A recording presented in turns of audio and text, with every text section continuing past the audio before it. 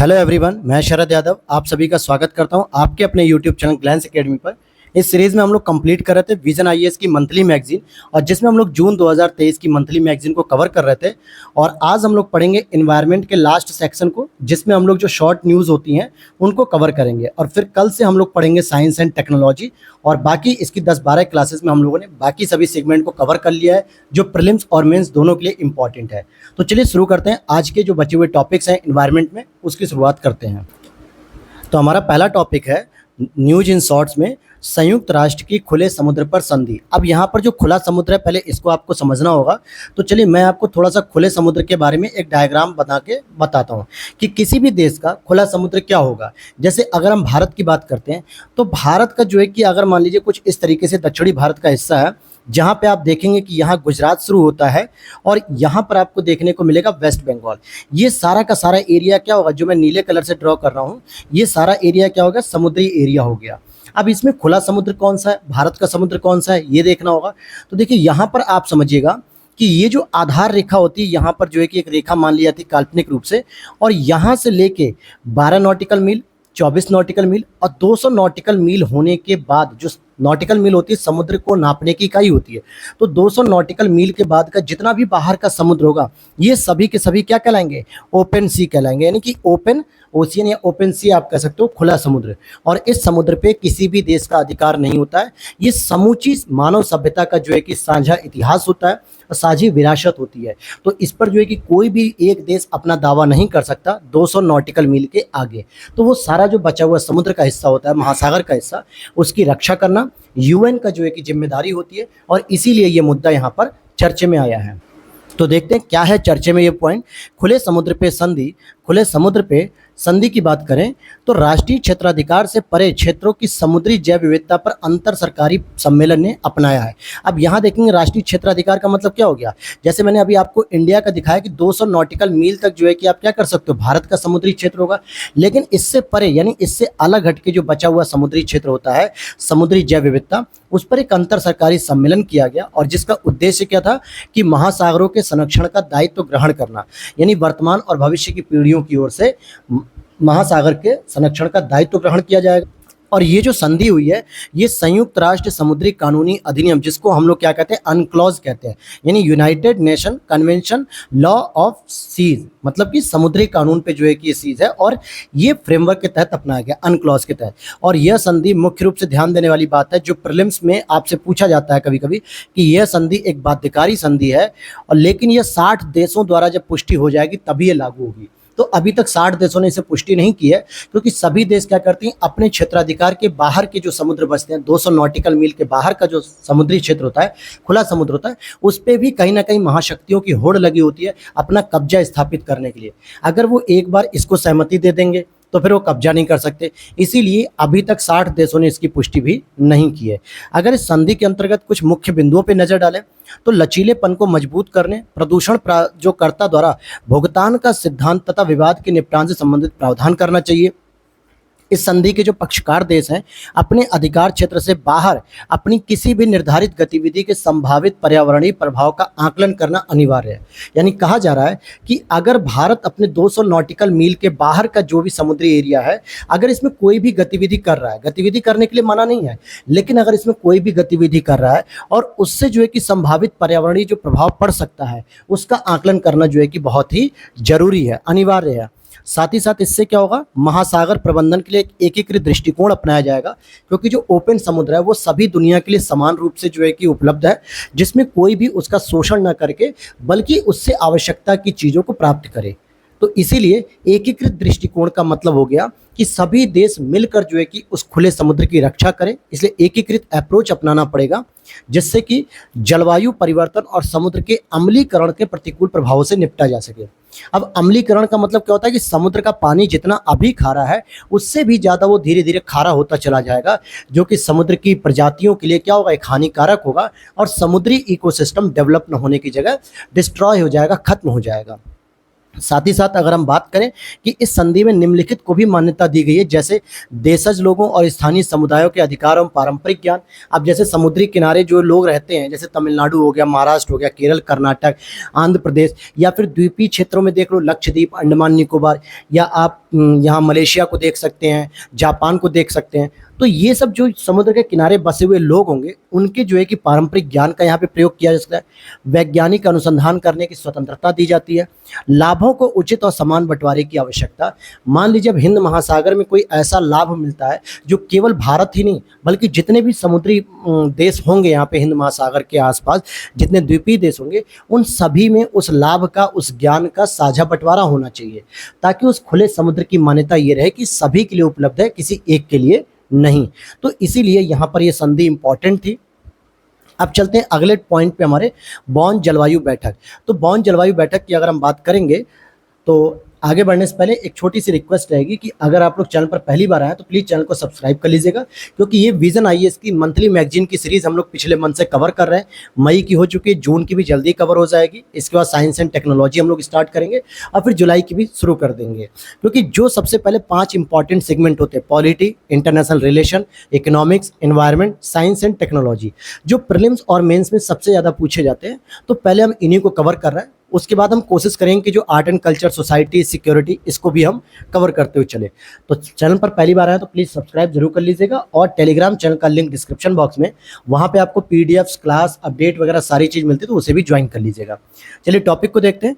बॉन जलवायु बैठक संपन्न हुई थी हाल ही में, जिसमें क्या टारगेट रखा गया कि आयोजन जो होने वाला है दुबई में COP28 का, उसके लिए एजेंडा तय करना था, और उसके लिए जो है कि थीम तय करनी थी कि कैसे जो है कि हम COP28 को जो है कि ऑर्गेनाइज करेंगे दुबई में, और क्या क्या उसमें बातें होंगी, किन मुद्दों पर चर्चा होगी, ये सभी चीज़ें। अब आप लोगों को कमेंट बॉक्स में बताना है मेरे प्यारे दोस्तों कि COP27 और COP26 कहाँ पर आयोजित हुआ था, ये दोनों ही कमेंट सेक्शन में आपको बता देना है। बैठक के दौरान कुछ मुख्य चर्चाएं हुई थी, जिस पर हम देख लेते हैं कि इस दौरान ग्लोबल स्टॉक टेक, ध्यान देना, ग्लोबल स्टॉक टेक के लिए एक मसौदा फ्रेमवर्क जारी किया गया। यह एक प्रकार की प्रक्रिया है स्टॉक टेक, जिसके अंतर्गत जलवायु परिवर्तन के खिलाफ देशों की प्रगति का आकलन किया जाएगा कि प्रत्येक देश जलवायु परिवर्तन के खिलाफ क्या क्या जो है कि प्रगति कर पा रहा है, जलवायु परिवर्तन से निपटने के लिए क्या क्या वो योगदान कर रहा है अपने स्तर से। साथ ही साथ 2015 के पेरिस समझौते के अनुसार पहला ग्लोबल स्टॉक टेक COP28 में ही जारी किया जाएगा, जो कि दुबई में होगा। तो ये इंपॉर्टेंट हो गया। दूसरा पॉइंट है मिटिगेशन वर्क प्रोग्राम। इसकी शुरुआत 2021 में COP27 में की गई थी, जो कि मैंने अभी आपसे पूछा भी कि COP26 कहाँ हुआ था, तो इसको आपको बताना है। तो ग्लासगो में, यहाँ पे लिखा हुआ भी है कि ग्लासगो इंग्लैंड में आयोजित किया गया था, और इसका उद्देश्य जो है कि क्या है, जलवायु परिवर्तन के खिलाफ कार्रवाई को आगे बढ़ाने के लिए उत्सर्जन में कटौती करनी है। विकासशील देशों की शिकायत रहती है कि विकसित देशों ने अभी तक उन्हें उत्सर्जन लक्ष्यों को प्राप्त करने के लिए वित्त और प्रौद्योगिकी का हस्तांतरण नहीं किया। जो पेरिस जलवायु समझौते में कहा गया था कि हम विकासशील देशों को एडवांस लेवल की टेक्नोलॉजी देंगे और उनको जरूरत पड़ने पर $100 मिलियन की सहायता भी देंगे, जिससे वो अपने देशों में उत्सर्जन होने वाली इकाइयों का क्या कर सके, संरक्षण कर सके, उन इकाइयों से उत्सर्जन को कम से कम किया जा सके। लेकिन विकासशील देश आरोप लगाते हैं कि ना हमें पैसा मिला, ना हमें टेक्नोलॉजी मिली अभी तक। साथ ही साथ लॉस एंड डैमेज जो प्रिंसिपल, हानि और क्षति सिद्धांत, जो कि COP27 में अपनाया गया, यह एक प्रकार के वित्त पोषण की बात करता है कि किस तरीके से हम वित्त पोषण करें कि विकसित और विकासशील देश दोनों ही संतुष्ट रहें। साथ ही एक पेरिस समझ जो यहाँ पे नए सामूहिक परिमाणिक लक्ष्य NCQZ को पेरिस जलवायु सम्मेलन 2015 में अपनाया गया। यह क्या होता है, अगर हम इसकी बात करेंगे तो विकसित देश जो हैं NCQZ को लागू करने पर सहमत नहीं है। उन्हें इसे सभी विकसित और विकासशील देशों के लिए सामूहिक लक्ष्य के रूप में घोषित करने की समीक्षा कर रहे हैं वो। और साथ ही एक और सुर्खी चल रही है इसी समय कि डेट फॉर नेचर स्वैप। अब यहाँ पर ये स्टेटमेंट आपसे पूछा जा सकता है कि डेट फॉर नेचर स्वैप क्या है। यह एक ऐसी व्यवस्था है जिसमें जो ऋणदाता देश हैं, यानी विकसित देश, क्योंकि ऋण देने की क्षमता तो नहीं की है, पर्यावरण संरक्षण में निवेश करने के बदले ऋण प्राप्त करने वाले देश को ऋणों के पुनर्भुगतान में छूट देते हैं या तो फिर ऋण समाप्त कर देते हैं। कहने का मतलब हो गया कि डेट फॉर नेचर स्वैप का मतलब हो गया कि ऋणदाता जो देश हैं, विकसित देश, वो पर्यावरण संरक्षण में अगर निवेश नहीं कर पा रहे हैं विकासशील देशों में, तो विकासशील देशों का या तो लोन माफ कर दे या उनको रीपेमेंट करने की एक सुविधा दें, नए समय के साथ दें, मतलब कुछ समय सीमा उसकी बढ़ा दें। अगला एक शॉर्ट पॉइंट है पेरिस वित्त सम्मेलन। पेरिस फाइनेंस मीट क्या हुई, ये फ्रांस में नई प्रौद्योगिकी, मतलब नई वैश्विक वित्त पोषण संधि पर एक शिखर सम्मेलन का आयोजन किया गया, जिसके उद्देश्य क्या थे कि कम आय वाले देशों को संकट के समय वित्त उपलब्ध कराने की व्यवस्था को मजबूत किया जा सके। तो पहली बात तो ये थी कि वित्त पोषण पे शिखर सम्मेलन जो किया गया पेरिस में, उसमें कहा गया जो कम आय वाले देश हैं, जो अल्प विकसित या विकासशील देश हैं, उनको संकट के समय फाइनेंस उपलब्ध कराइए।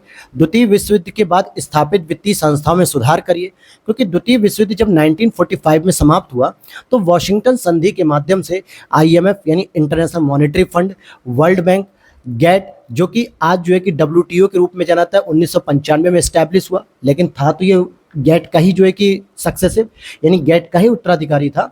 तो इन संस्थाओं में भी जो है कि परिवर्तन करने की मांग की जा रही है, इन संस्थाओं में भी सुधार करने की मांग की जा रही है। वहीं जलवायु परिवर्तन से निपटने के लिए धन को उपलब्ध कराना भी एक बात रखी गई। तो इसमें कुछ घोषणाएं भी की गई शिखर सम्मेलन में, जैसे उभरती हुई अर्थव्यवस्थाओं के लिए बहु विकास बैंक यानी मल्टीपल डेवलपमेंट बैंक्स से $200 बिलियन के अतिरिक्त ऋण को उपलब्ध कराने की व्यवस्था की जाए। वर्ल्ड बैंक ने ऋण समझौतों में एक आपदा खंडों की घोषणा की है, जो कहता है कि चरम मौसमी घटनाओं की स्थिति में ऋण के पुनर्भुगतान को निलंबित किया जा सकता है। यानी कभी कभी चरम मौसमी घटनाएं हो जाती हैं जिसकी वजह से कुछ देश अपना जो है कि ऋण पेमेंट नहीं कर पाते, तो उनको जो है कि दोबारा सिस्टमेटिक जो है कि समय दिया जाएगा। वहीं SDR की बात करेंगे, स्पेशल ड्राइंग राइट जिसे हम कहते हैं, विशेष आहरण अधिकार। निर्धन देशों को $100 मिलियन का वित्त पोषण प्रदान किया जाए इसके माध्यम से।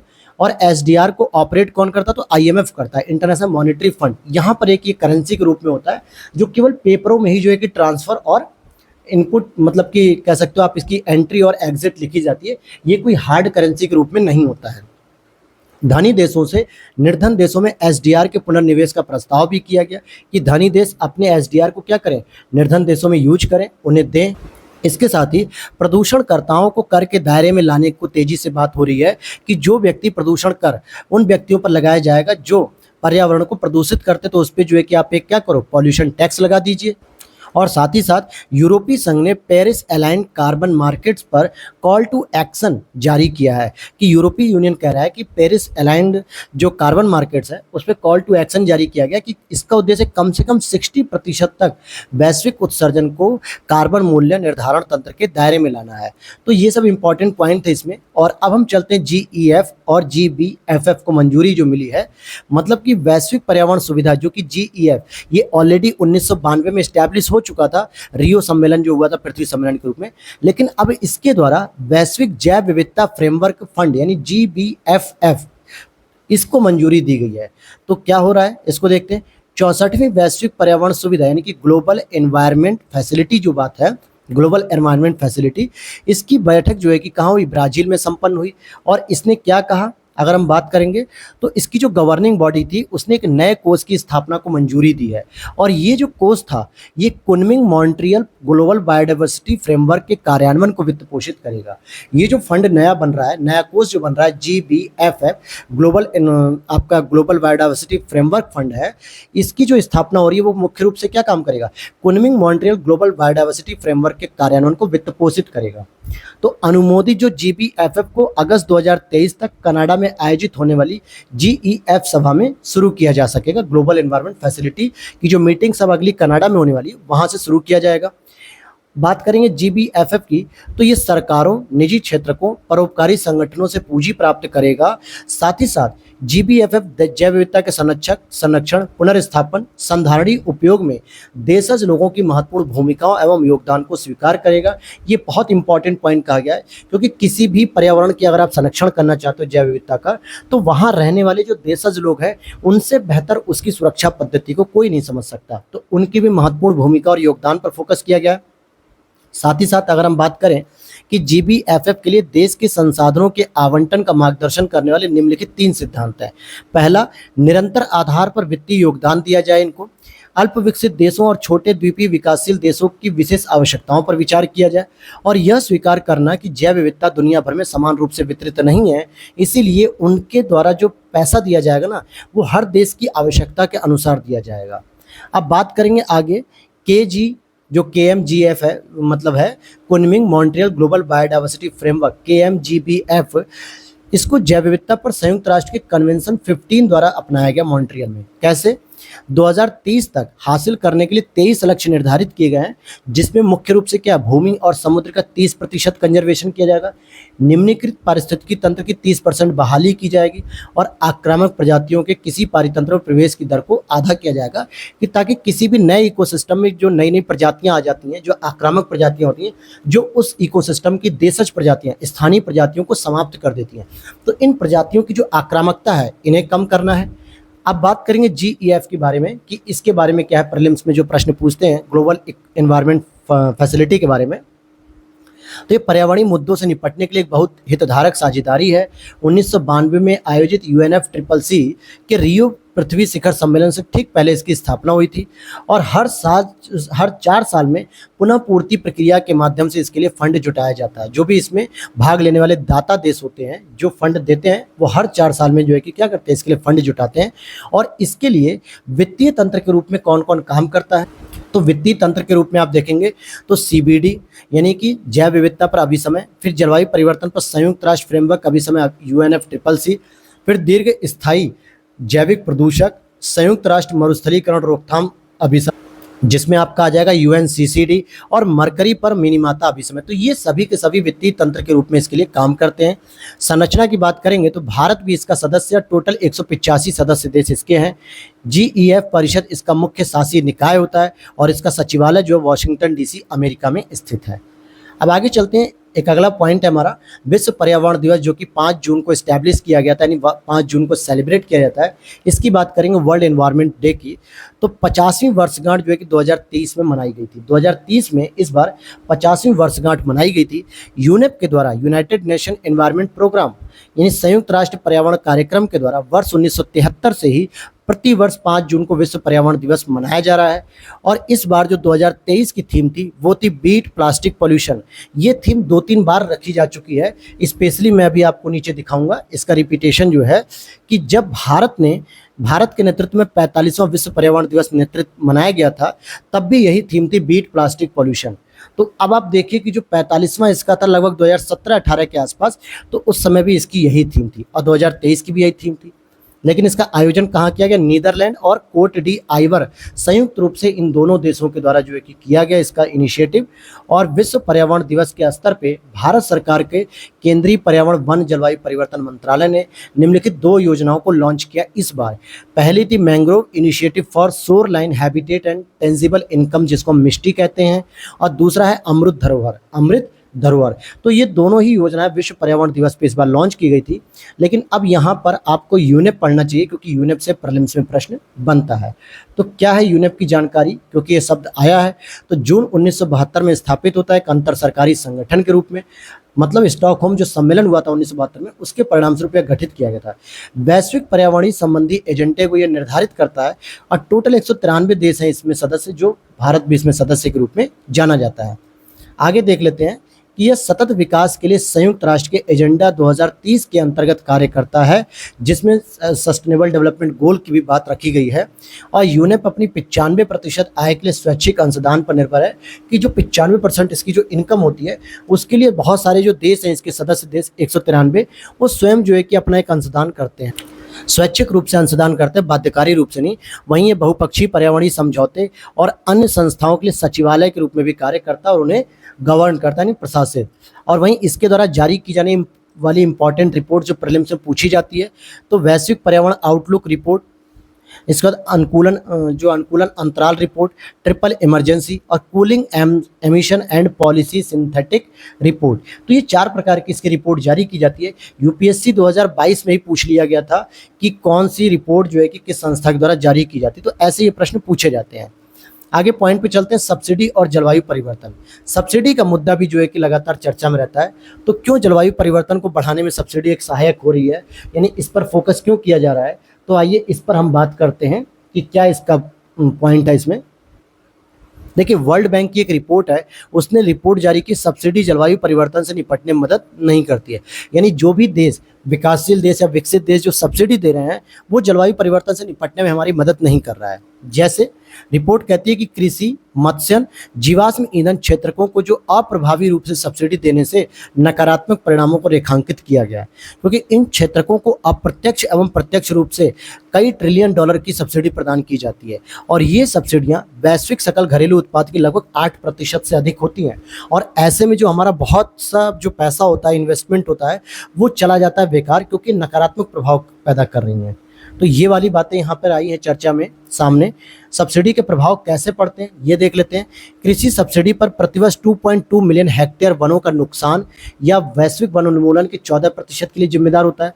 जीवाश्म ईंधन का लगातार बढ़ रहा उपयोग कहीं ना कहीं सब्सिडी द्वारा प्रोत्साहित हो रहा है, क्योंकि सब्सिडी लगातार दी जा रही है, इसलिए इसका प्रयोग बढ़ रहा है। और प्रयोग बढ़ने से प्रति वर्ष वायु प्रदूषण से लगभग 7 मिलियन असमय लोग मर जाते हैं, यानी कि आकस्मिक रूप से मर जाते हैं, जिनकी उम्र भी नहीं होती मरने की। वहीं मत्स्य के लिए प्रतिवर्ष 35 बिलियन डॉलर से अधिक की सब्सिडी दी जा रही है, जिससे मछलियों के भंडार में कमी आ रही है और मछली पकड़ने वाले जहाज़ों की संख्या बढ़ती जा रही है और मत्स्य क्षेत्र की लाभप्रदता कम हो रही है। और इस तरीके से समुद्र का इकोसिस्टम भी जो है कि डिसबैलेंस हो रहा है, यानी कि बिगड़ रहा है, खराब हो रहा है। अब इसी में देखते हैं सब्सिडी संबंधी सुधारों के लिए जो मार्गदर्शक सिद्धांत हैं कि किन सिद्धांतों का पालन करना चाहिए। पहला, लोक स्वीकृति का निर्माण करना और विश्वसनीयता में कमी को दूर करना। प्रभावशीलता में सुधार लाने के लिए पूरक उपायों को लागू करना होगा। सामाजिक सुरक्षा और क्षतिपूर्ति के माध्यम से अल्पकालिक मूल्य आघातों को कम करना होगा। फिर इसी तरीके से प्रतिकूल सब्सिडियों को सावधानीपूर्वक और चरणबद्ध तरीके से कम करते हुए उन्हें समाप्त करो पूरी तरीके से, और राजस्व का पुनर्वितरण करो। ये सारी चीज़ें इसमें जारी की गई हैं। अब अगला पॉइंट है आपका ड्राफ्ट ग्रीन क्रेडिट प्रोग्राम। ये इंडिया के द्वारा लॉन्च किया गया है, GCP। ध्यान दीजिएगा कि ये ग्रीन क्रेडिट प्रोग्राम, इसका कार्यान्वयन नियम आया है 2023। तो समझते हैं, पर्यावरण वन जलवायु परिवर्तन मंत्रालय द्वारा एक ग्रीन क्रेडिट प्रोग्राम GCP कार्यान्वयन 2023 की अधिसूचना जारी की गई है। हालांकि इसे पर्यावरण संरक्षण अधिनियम 1986 के तहत GCP शुरू करने का निर्णय लिया गया है और ड्राफ्ट जो बना है GCP का, इसका कार्यान्वयन नियम 2023 क्या कहता है।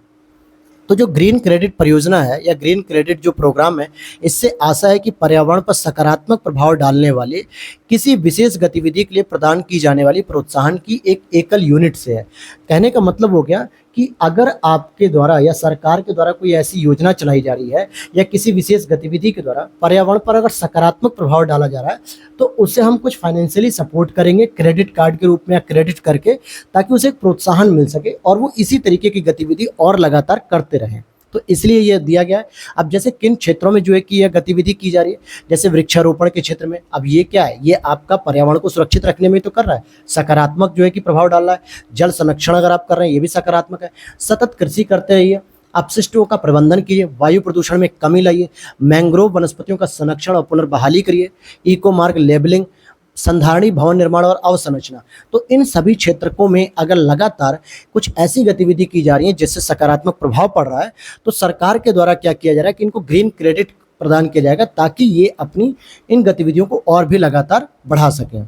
उद्देश्य की बात करेंगे अगर हम इस ग्रीन क्रेडिट का, तो सकारात्मक प्रभाव डालने वाले कार्यों के लिए व्यक्तियों, संगठनों, स्थानीय निकायों, ग्राम पंचायतों, निजी क्षेत्रकों आदि को ग्रीन क्रेडिट प्रदान करने हेतु बाजार आधारित तंत्र का निर्माण किया जा रहा है। वहीं सकारात्मक प्रभाव डालने वाले कार्यों के लिए जन आंदोलन शुरू किया जाए कि ताकि बड़े स्तर पे ये सकारात्मक प्रभाव डालने वाली गतिविधियां पूरे देश में होनी चाहिए। और मिशन लाइफ के लिए विजन को साकार करना। मिशन लाइफ की जो फुल फॉर्म है, लाइफ स्टाइल फॉर एनवायरनमेंट होती है। जिस कार्य से ग्रीन क्रेडिट प्राप्त होंगे, उसी कार्य से कार्बन बाजार के तहत कार्बन क्रेडिट भी प्राप्त हो सकते हैं। बात करेंगे GCP को कौन प्रशासित करेगा, तो इसको भारतीय वानिकी अनुसंधान और शिक्षा परिषद को सौंपा गया, यही उसको प्रशासित भी करेगा। और इसकी घोषणा बजट 2023 में ही कर दी गई थी। GCP का जो लक्ष्य है, ग्रीन क्रेडिट के लिए प्रतिस्पर्धी बाजार आधारित दृष्टिकोण का लाभ उठाना है। इस तरह यह अलग अलग हितधारकों की स्वैच्छिक पर्यावरणीय गतिविधियों को प्रोत्साहित करेगा। अब आगे चलते हैं, एक और हमारा पॉइंट है lead rating system. Lead rating system के बारे में समझते हैं। तो देखते हैं इसके बारे में कि भारत ने लीड नेट जीरो प्रमाणन में अमेरिका और चीन को भी पीछे छोड़ दिया। ये इंपॉर्टेंट न्यूज़ है दोस्तों। लीड क्या, पहले तो ये समझ लीजिए, leadership in energy and environmental design, यानी एक अंतर्राष्ट्रीय एक रेटिंग एजेंसी है जिसके द्वारा पर्यावरण से संबंधित और ऊर्जा से संबंधित क्या की जाती है, एक जीरो प्रमाणन जो है कि लिस्ट जारी की जाती है, जिसमें भारत ने जिसमें भारत ने क्या किया, अमेरिका और चीन को भी पीछे छोड़ दिया, यानी कि कहीं ना कहीं इसने अच्छा काम किया। क्या काम किया समझते हैं। लीड रेटिंग सिस्टम पहले तो होता क्या है, तो समझिए स्वस्थ, दक्ष, निम्न कार्बन उत्सर्जन आधारित। कैसा कार्बन होना चाहिए, निम्न कार्बन उत्सर्जन आधारित और लागत प्रभावी, यानी कि सस्ता हरित भवनों के लिए एक फ्रेमवर्क प्रदान करता है। तो भारत ने इस मामले में स्वस्थ, दक्ष और निम्न कार्बन उत्सर्जन के आधार पर काम किया है और इसे specially US green building council ने विकसित किया है और यह भवनों को 4 प्रमाणन स्तरों पर मान्यता देता है, जैसे कि एक सर्टिफाइड, एक सिल्वर, एक गोल्ड और एक प्लैटिनम। तो अब आप यहाँ पर समझ गए होंगे। और साथ ही साथ अगर इंडिया में बात करें तो लीड इंडिया प्रोग्राम भी चलाया जा रहा है, जो कि इंडियन ग्रीन बिल्डिंग काउंसिल द्वारा प्रशासित होता है। तो लीड क्या करता है, लीड जीरो लीड प्रमाणन का एक पूरक है। यह उन परियोजनाओं को मान्यता देता है जो कार्बन, ऊर्जा, जल और अपशिष्ट की श्रेणियों में नेट जीरो या नेट पॉजिटिव स्थिति को प्राप्त कर चुकी हैं। तो अब आप इससे समझ सकते हैं कि भारत ने अमेरिका और चाइना से बेहतर प्रदर्शन किया है। ये नहीं कि यूनिवर्सली जो है कि इसने बिल्कुल नेट जीरो प्राप्त कर लिया, ऐसा नहीं है, क्योंकि नेट जीरो का टारगेट तो भारत का कब तक है, 2070 तक। लेकिन अमेरिका और चाइना जैसी प्रमुख विकसित अर्थव्यवस्थाओं से भी इन्होंने बहुत अच्छा काम किया भारत ने, इसीलिए इसको ये प्रमाणन मिला है। भारत में 73 लीड जीरो प्रमाणित परियोजनाएं जो है कि चल रही हैं और 150 में से अधिक लीड जीरो प्रमाणन की ये संख्या कितनी हो गई, लगभग 45% से अधिक है। इतनी बात समझ में आ गई। और आगे देख लेते हैं, अगर इस प्रमाणन में हरियाणा और तमिलनाडु अग्रणी राज्य साबित हुए हैं। भारत का डीएलएफ ग्रुप कुल लीड जीरो प्रमाणन में वैश्विक स्तर पर भी अग्रणी है। और देखते हैं green rating for integrated habitat assessment, जिसको हम गृहा कहते हैं।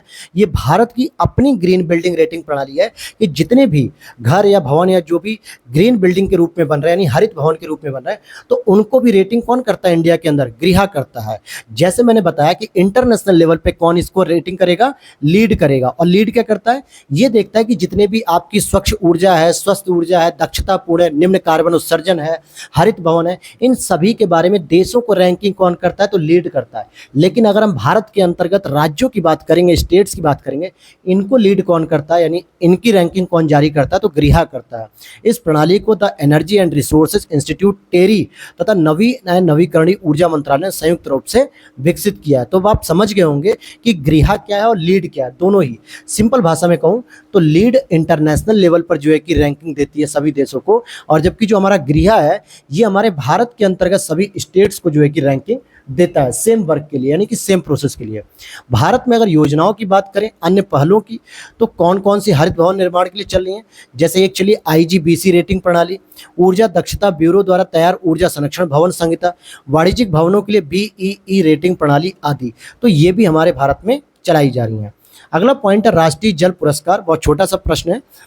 भारत के उपराष्ट्रपति ने, अब कमेंट सेक्शन में आप लोग बताइएगा कि वर्तमान में वाइस प्रेसिडेंट ऑफ इंडिया कौन है, क्योंकि मैक्सिमम लोगों को राष्ट्रपति तो पता है द्रौपदी मुर्मू, लेकिन उपराष्ट्रपति बहुत सारे लोगों की इस जानकारी में नहीं है। तो कमेंट बॉक्स में बताइएगा।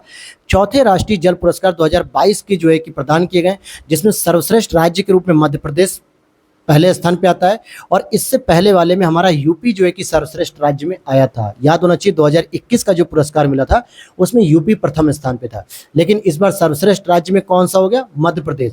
और सर्वश्रेष्ठ जिले की बात करेंगे तो गंजाम उड़ीसा में है, जबकि 2021 में अगर हम जिले की बात करेंगे तो आपका मुजफ्फरनगर हो जाएगा, जो कहाँ पे है, आपके बागपत शामली के पास, सहारनपुर के पास मुजफ्फरनगर है। इसको जिले के स्तर पे भी पहला पुरस्कार मिल गया था, लेकिन इस बार 2022 में सर्वश्रेष्ठ राज्य एमपी, सर्वश्रेष्ठ जिला जो है ओडिशा। इससे पहले 2 और पुरस्कार दिए जा चुके हैं। दूसरा पुरस्कार 2019 में और तीसरा 2020 में, लेकिन 2021 में यह पुरस्कार नहीं दिया गया था कोविड-19 के कारण।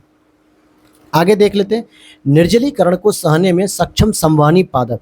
निर्जलीकरण का मतलब होता है जहां पर जिन पौधों को पानी पर्याप्त मात्रा में नहीं मिल पाता है, तो उनके लिए एक समस्या आ जाती है, वो निर्जल हो जाते हैं। जैसे एक व्रत होता है ना, निर्जला व्रत रखना, यानी उस व्रत में कोई भी व्यक्ति न तो कोई जल ग्रहण करता है, ना कोई अन्न ग्रहण करता है, तो बिना जल के भी जीवित रहता है। इसी तरीके से कुछ ऐसे संवहनी पादप हैं जो बिना जल के भी जो है कि रहने में सक्षम है।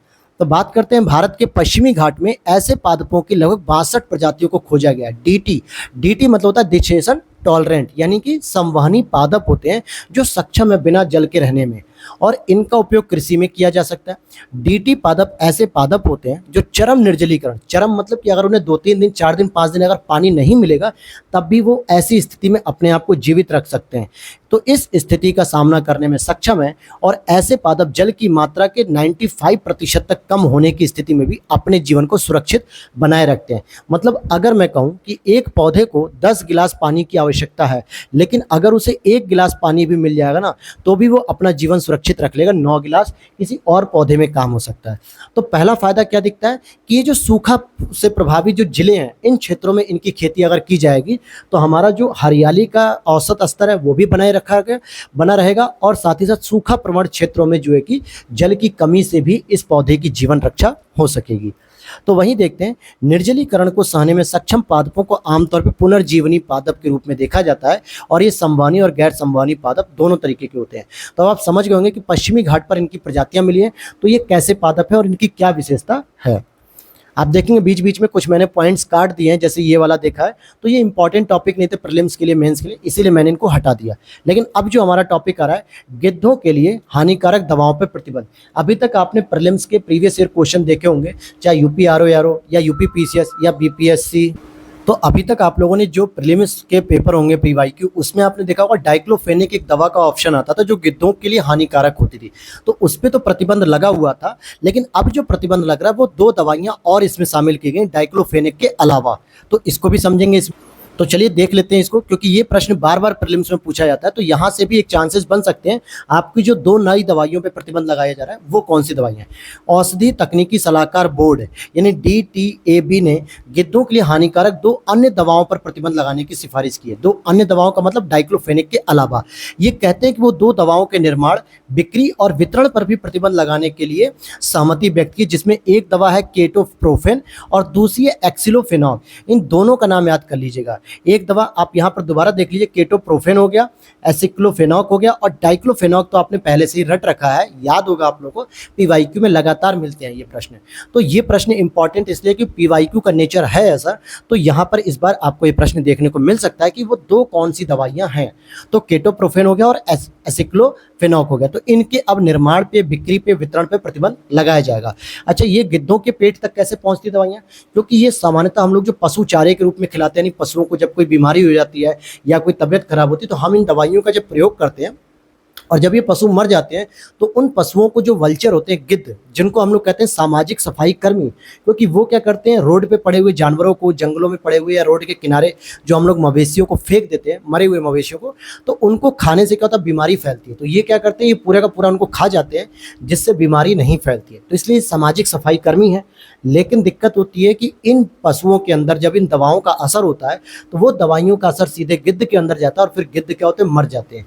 तो ये एक प्रॉब्लम थी डाइक्लोफेनेक दवाई के साथ। लेकिन अब ये 2 दवाइयां भी और ऐसी हैं जो प्रॉब्लम कर रही है। तो DTAB स्वास्थ्य और परिवार कल्याण मंत्रालय के अधीन आने वाले केंद्रीय औषधि मानक नियंत्रण संगठन का एक हिस्सा है और इसने केटोप्रोफेन, एसिक्लोफेनॉक और डाइक्लोफेनॉक और निमोसलाइड, ध्यान दीजिएगा एक और दवाई है nimesulide, anti steroidal, anti inflammatory दवाएं हैं और इनका उपयोग पशुओं की चिकित्सा में किया जाता है। तो ये दवाइयां गिद्धों और अन्य शिकारी पक्षियों के लिए हानिकारक हैं। तो ध्यान देना, अभी निमोसलाइड पे अभी बैन नहीं किया गया, केवल 2 दवाइयों का नाम आया, केटोप्रोफेन और एसिक्लोफेनॉक, और डाइक्लोफेनॉक पे पहले से ही प्रतिबंध था, निमोसलाइड पे अभी नहीं हुआ है। डाइक्लोफेनॉक पहले से ही भारत में प्रतिबंधित थी।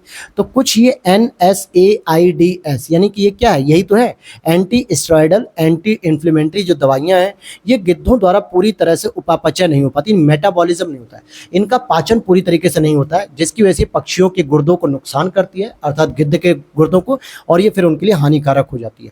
भारत में गिद्धों की कुल 9 प्रजातियां पाई जाती हैं, जिसमें से सफेद पुट्ठे वाला गिद्ध, पतली चोंच वाला गिद्ध, लंबी चोंच वाला गिद्ध की आबादी में पिछले दशकों में भारी गिरावट देखने को मिली है। ये तीनों ही प्रजातियां क्रिटिकली एंडेंजर्ड में लिस्टेड है। और किसकी लिस्ट में, IUCN की लिस्ट में। IUCN जो है कि पक्षियों के जो कंजर्वेशन होते हैं उनके लिए लिस्टिंग जारी करता है। तो क्रिटिकली एंडेंजर्ड में इन तीनों ही प्रजातियों को रखा गया है। तो आप यहाँ से समझ गए होंगे इस टॉपिक को।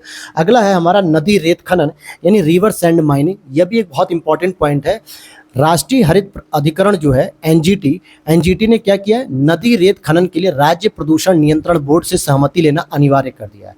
यानी सीधी सीधी एनजीटी ने बात की है कि जितने भी ठेकेदार हैं, जितने भी ब्रोकर्स हैं, जितने भी ये मंडी के व्यापारी हैं, अगर ये नदियों का रेत खनन करना चाहते हैं, फिर चाहे वो गंगा हो, यमुना हो, गंडक, नर्मदा, कोसी, ब्रह्मपुत्र, किसी भी नदी का अगर वो रेत निकालना चाहते हैं तो उसके लिए पहले अब इनको किससे सहमति लेनी होगी, राज्य प्रदूषण नियंत्रण बोर्ड से अब सहमति लेनी पड़ेगी। अभी तक क्या है, आप जब अपने घर बनवाने के लिए बालू मंडी में जाते हैं, रेत की मंडियों में, तो वहाँ पे बड़े बड़े ट्रकों में आप देखेंगे 10 टायरा जो 12 टायरा जो ट्रक होते हैं, उसे बहुत ऊपर तक लदा हुआ होता है बालू, और सिंपली वो ड्राइवर क्या करता है, अपने मालिक को फ़ोन करके रेट वोट कंफर्म करके आपको बेच देता है। वो तो ड्राइवर है, लेकिन जो उनके मालिक हैं, जो रेत का खनन करते हैं, वो अपनी मनमर्जी से या रेत के आसपास जो डीएम का जो कार्यालय था, उस डीएम को जो है कि अपनी पैसे वगैरह दे के और उन्होंने अपना हिस्सा ले लिया। तो इससे क्या हुआ कि रेत के खनन होने से पर्यावरण पे भी प्रतिकूल प्रभाव पड़ने लगा। नदियों का जो है कि तल जो था, जो गहरा होता चला गया, नीचे चला गया, क्योंकि रेत क्या करता है, नदियों के तल में गहराई को कम करता है, जिससे खतरे जो है कि कम रहते हैं। लेकिन ये भी एक समस्या पैदा हुई कि उनका तल जो था वो गहरा होता चला गया। तो ऐसे में एनजीटी ने स्पष्ट कर दिया कि अब जिले स्तर से नहीं, बल्कि राज्य प्रदूषण नियंत्रण बोर्ड से आपको सहमति लेनी होगी, तब आप जो है कि उसका खनन कर सकते हो। और इस संबंध में दिशा निर्देश जारी करने के लिए पर्यावरण वन जलवायु परिवर्तन मंत्रालय को 2 महीनों का समय दिया है, ताकि इसे समान रूप से पूरे राज्यों में लागू किया जा सके। भारत में जितने भी 28 राज्य हैं, उन सभी में लागू किया जा सके, तो 2 महीने का एनजीटी ने समय दे दिया है। 1 सितंबर 2023 से संबंधित एसपीसीबी यानी राज्य प्रदूषण नियंत्रण बोर्ड की सहमति प्राप्त किए बिना देश में किसी भी नदी से रेत खनन की अनुमति नहीं होगी। अब आप पढ़ तो रहे हो सर इसको अगस्त के लास्ट दिन में, 30 अगस्त को, लेकिन ये करंट अफेयर्स कब की, आपकी जून की। तो जून में ही ऑर्डर पास हो चुका था कि जुलाई और अगस्त, ये 2 महीने का समय दिया गया था पर्यावरण जलवायु परिवर्तन मंत्रालय को कि अब आप जो है कि 2 महीने बाद यानी कि सितंबर में बिना इसके अनुमति के रेत की खनन नहीं कर सकते हो। रेत खनन क्या होता है, ये मुख्य रूप से किसी खुले गड्ढे से रेत निकालने से, जो सामान्यतः आपको समुद्रों में, नदियों के किनारे या समुद्र तटों या अंतर्देशीय टीलों में देखने को मिलता है। बात करेंगे रेत को खान और खनिज विकास विनियमन अधिनियम 1957 की धारा 3 के अंतर्गत गौण खनिज के रूप में वर्गीकृत किया गया है। अब आपसे यही पूछ लेगा कि रेत कौन से खनिज के अंतर्गत आता है, तो गौण खनिज के अंतर्गत आता है। लेकिन ये केवल देखने में गौण है, आजकल इसका भी बहुत बड़ा इम्पैक्ट हो रहा है। क्या इम्पैक्ट है, अगर अविनियमित तरीके से अगर आप रेत का खनन करते जा रहे हो, तो पहला प्रभाव क्या देखने को मिलेगा, नदी के तल को विरूपित कर देता है। विरूपित यानी जो नदी अभी आपको यहाँ तक देखने को मिल रही थी और यहाँ पे नीचे रेत वगैरह देखने को मिल रही थी, अब वो नदी क्या, रेत खनन होने से क्या हो गया, अब वो नदी यहाँ तक नीचे तक आ गई, यानी इसकी गहराई में क्या हो गया, वृद्धि हो गई। ये एक प्रॉब्लमेटिक समस्या हो सकती है। वहीं नदी के मार्ग में अनावश्यक बदलाव होने से क्या होता है, बाढ़ की समस्या पैदा होती है। नदी तट का अपरदन जल्दी होने लगता है और तट के क्षेत्र में क्या होता है, कटाव देखने को मिलता है। इसके लिए क्या होता है, जो तटीय निवासी होते हैं, जो ग्रामीण क्षेत्र होते हैं, उनका बाढ़ में बह जाना जो है कि सुनिश्चित हो जाता है, तो समस्या आती है। बाढ़ जैसी घटनाएं होती हैं। भूजल पुनर्भरण को प्रभावित किया जाता है और जलीय जीवों और सूक्ष्म जीवों के पर्यावास भी नष्ट हो जाते हैं। क्योंकि आप देखोगे रेत में भी बहुत सारे जीव जंतु ऐसे होते हैं जो रेत में भी अपना घर बना के रहते हैं नदी के अंदर, और जब आप इसका खनन कर लोगे तो उनके पर्यावास, उनके घर को क्या हो गया, तोड़ दिया आपने एक तरीके से। तो ये प्रॉब्लम्स आ रही हैं और अब इसको रोकने के लिए सरकार ने जो पहल जारी की है, तो पहली पर्यावरण मंत्रालय ने संधारणीय रेत खनन प्रबंधन दिशा निर्देश 2016 जारी किए। संधारणीय का मतलब है कि आप रेत खनन करिए, क्योंकि रेत खनन नहीं होगा तो आपके घर नहीं बनेंगे, क्योंकि सीमेंट बालू के साथ ही तो मिलता है, रेत के साथ। लेकिन आप उसको सस्टेनेबल तरीके से करिए ना, बहुत ज़्यादा जो है कि दोहन करने से उसको नुकसान पहुंचेगा। तो सस्टेनेबल तरीके से, वैज्ञानिक तरीके से उसका खनन करिए, पर्यावरण के अनुकूल होना चाहिए वो। वहीं दूसरा पॉइंट है, खान मंत्रालय ने सैंड माइनिंग फ्रेमवर्क 2018 भी तैयार किया कि जिससे रेत के वैकल्पिक स्रोतों की परिकल्पना की जा सके कि जो काम रेत कर सकता है, क्या वो ऐसे भी खनिज है जो रेत की जगह कर सकते हैं, तो उस पर विचार किया जाए। ये बातें हो गई। अब हम बात करेंगे अगले एक इम्पॉर्टेंट पॉइंट पे, समुद्री ध्वनि प्रदूषण। जिस प्रकार से हम वयस्कों के लिए ध्वनि प्रदूषण सबसे बड़ी चिंता का विषय बना हुआ है। हमारे घर में अगर कोई बुजुर्ग हो जो हार्ट का प्रॉब्लम है, जिसको डायबिटीज़ की प्रॉब्लम्स है या डायलिसिस की प्रॉब्लम्स है, उनके आसपास से अगर कोई बहुत तेज़ ध्वनि में मोबाइल चला रहा हो या तेज़ ध्वनि में गाना सुन रहा हो, टीवी चला रहा हो, या कोई गाड़ी आसपास से जा रही हो, तो बड़ा जो है कि उनको प्रॉब्लम फील होता है कि यार ये दिक्कत कर रहा है। बिल्कुल करता है दिक्कत, कभी कभी हम ही लोगों को करता है। लेकिन क्या हमने कभी सोचा कि कुछ जीव जंतु ऐसे भी हैं, समुद्री जीव जंतु, जिनके ऊपर इन ध्वनि का प्रभाव ज़्यादा पड़ता होगा उनकी सेहत पे? माना कि उनको कैंसर, डायबिटीज, हार्ट जैसी प्रॉब्लम होती है कि नहीं होती है, ये तो कोई चेक नहीं कर रहा है, लेकिन फिर भी उनकी जीवन शैली पर जीव होने के नाते, सजीव होने के नाते प्रभाव पड़ेगा। अब आप कहेंगे सर समुद्र में कौन सी गाड़ियां चल रही हैं जो इनको हॉर्न से परेशान करेगी या म्यूजिक चल रहा है। तो समुद्र में भी ऐसे मानवीय क्रियाकलाप होते हैं जिसकी वजह से जो ध्वनि होती है वो इनको प्रॉब्लमेटिक करती है। क्योंकि आपको पता होगा कि 20 हर्ट्ज से लेके 20,000 हर्ट्ज तक तो ह्यूमन सुनता है, लेकिन 20,000 हर्ट्ज के ऊपर या 20 हर्ट्ज से नीचे ये दोनों ही ध्वनियां जो है कि समुद्री जीव सुनने में सक्षम है। तो अब देखते हैं, इसकी बात करते हैं। तो वन्य जीवों की प्रवासी प्रजातियों के संरक्षण पर जो कन्वेंशन होता है, सीएमएस ने एक रिपोर्ट जारी की कि समुद्री प्रजातियों के समक्ष एक बड़ा खतरा पैदा हो रहा है ध्वनि प्रदूषण। ध्वनि प्रदूषण के 3 प्रमुख स्रोत हैं। पहला तो पोत परिवहन, जो हम नदियों में या समुद्रों में आप देखोगे स्टीमर चलाई जाती है, नाव चलाई जाती है, इलेक्ट्रिक नाव, या आप देख लीजिए पनडुब्बी वगैरह चलाई जाती है, तो इसमें भी तो ध्वनि पैदा होती है। तो ये इन जीवों के लिए खतरा पैदा करती है।